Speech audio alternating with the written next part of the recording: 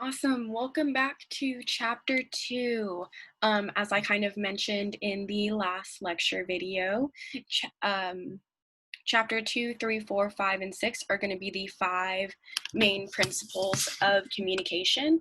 So, chapter two is going to be over self awareness and perception. So, what we're going to specifically go over is what is perception, why it's important. How can we enhance our perceptual accuracy? And how do we check our perceptions? So, obviously, like I mentioned, this is going to be the aware chapter. So, we're mainly just focusing on our communication with ourselves and with others. So, what is a perception? A perception is the usage of our senses. So, it's how we acquire information and make sense of the world around us. Our perceptions are influenced by our self-concept and self-esteem. So basically that kind of just plays into the idea of who we are influences how we think, and even within homogeneous groups, there are not always going to be two of the same people who have the same beliefs, both generally and specifically. And once our senses are activated, we begin to process them.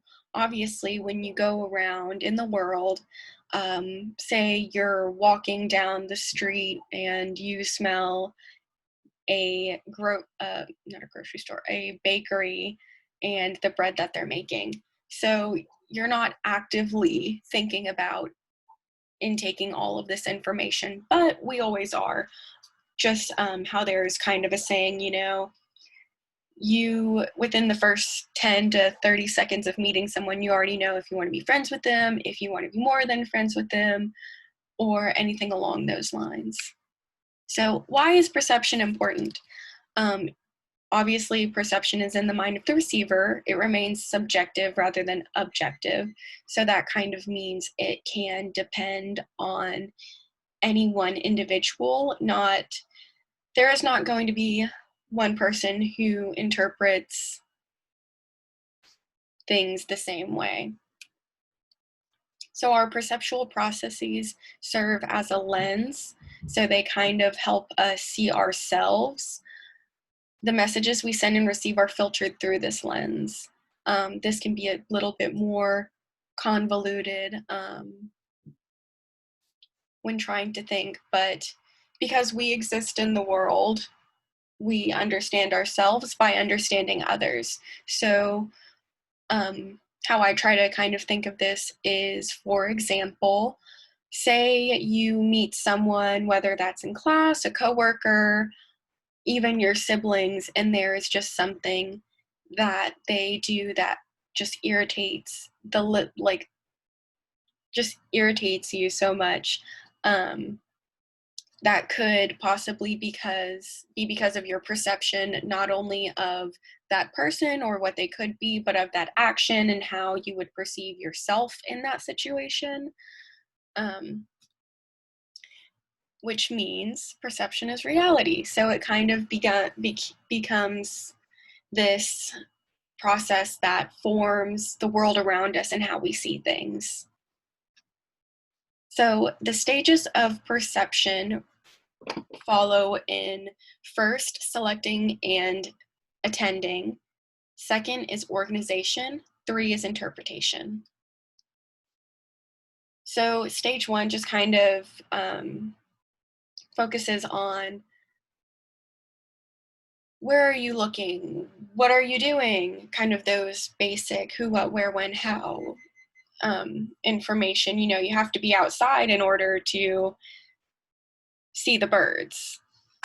Stage two kind of focuses on the categorizing ways that our brain processes that information.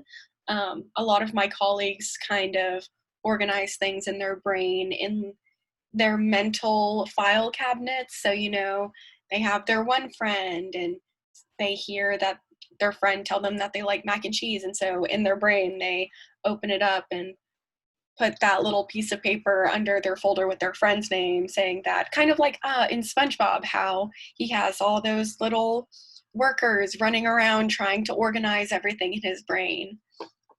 And 3 is interpretation, and is just looking back on that material in our mental file cabinets to use.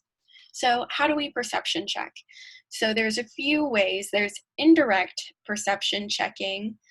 So that's seeking out additional information, using passive techniques to gather information. This is kind of literally any way that you can find out the information you're looking for without directly asking the person. So this could be internet stalking, asking their friends, indirect, asking leading questions to other people in a coded way that would be understood. So for example, like, and if you got that, then